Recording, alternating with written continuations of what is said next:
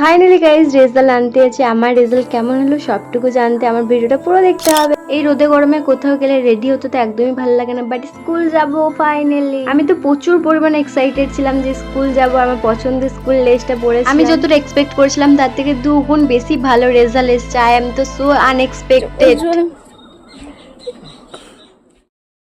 কান্নাতে থাকতে পারছি না, আমার তো চোখে জলই চলে এসেছিল। রিলেটিভসদের কথা ভেবেছে, যারা ভেবেছিল যে আমি হয়তো পাস করতেই পারবো না, তাদের থেকে ভালো নাম্বার পেয়েছি আমি তো ভালোভাবে পড়িও নি আর একটা টিউশনে নিয়ে, তার সত্ত্বেও আমার ভালো রেজাল্ট এসেছে। সেটা দেখে তো আমার রিলেটিভসদের জলে জলে ফেসবুকে ছাড়বো না।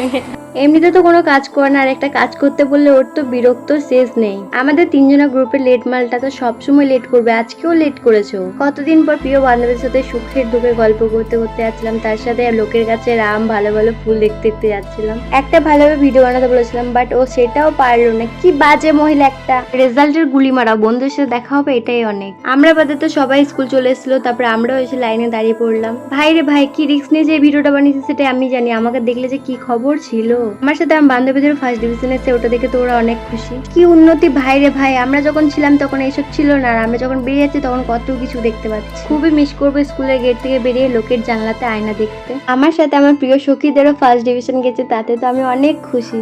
আমরা তিন মূর্তি বাজাতে কেউ ছিল না, তো একটু জোগাড় লাগিয়ে ফটো ভিডিও তুলে নিলাম। ওফ কি মিস করবো যে আমি স্কুলটাকে, তার কোনো বলার শেষ নেই। আমার বান্ধবী বলছে যে স্কুলের মিড ডে মিলটাকে মিস করবো, এটা কোনো কথা? আমি সব থেকে মিস করবো আমার স্কুল ডেসটাকে। আমার কথা শুনে তো পাকা বুড়িটাও হাসতে লেগেছে। ও আচারগুলো দেখে জিভে জল চলে আসলো। মাকে মজা করে বললেও আমি অনেক আগেই মাকে রেজাল্টটা বলে দিয়েছিলাম। আজ বৃহস্পতিবার ছিল, তাই তো মা আমিষ করতে পারিনি, তাই নিরামিষে অনেক কিছু রান্না করেছিল। এটা হচ্ছে আমাদের বাড়ির সবচেয়ে ছোট্ট কিউটি বুড়ি। মা নিরামিষ করলেও আমি আর বোন তো মাংস ছাড়া খেতেই পারি না। আমরা দুগুলো তো নিরামিষ খেয়ে থাকতেই পারি না। এখানে তনুকে বলেছি আয় আমার কোলে, আর আমি নিচ্ছি না বলে পুরো রেগে যাচ্ছে। তারপর আমি কোলে নিলেও তো কারো কাছে যেতেই চাইছে না। এতদিন পর মামার বাড়ি থেকে এসেছি, তবুও আমাকে ভুলেনি। বিকাল হতেই মা আমাদেরকে আলুর পরোটা বানিয়ে দিয়েছিল, খুব টেস্টি ছিল। রাত্রে তো আর কিছু খাইনি, শুধু গোলাপ জামুন খেয়ে শুয়ে পড়লাম। কেমন লাগলো জানিও, ভালো লাগলে লাইক করে দিও। Thanks for watching, by.